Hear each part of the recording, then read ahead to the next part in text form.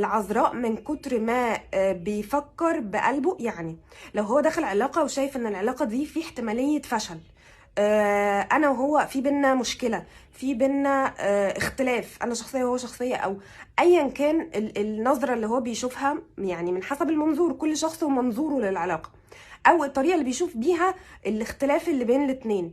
هو دايما بيكون عنده هضحي ومش هكمل، احسن ما اكمل واعيط في الاخر، يعني خسارة قريبة ولا مكسب بعيد. فبيشوف ان هو عقله هو اللي بيمشيه قوي.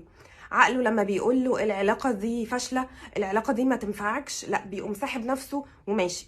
فحظه مش حلو قوي في العلاقات، مش دايما المشاعر والعقل بيمشوا بارالل، يعني جنب بعض، او متوازيين يعني جنب بعض. فده بالنسبة لبرج السرطان.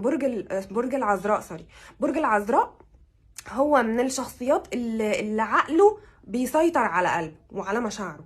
عقله هو اللي بيمشيه اكتر. لازم العلاقة تبقى بيرفكت، تبقى مثالية، اخطائها وعيوبها قليلة، يبقى حاطط نسبة نجاح مثلا 90%، مش اللي هو داخلها كده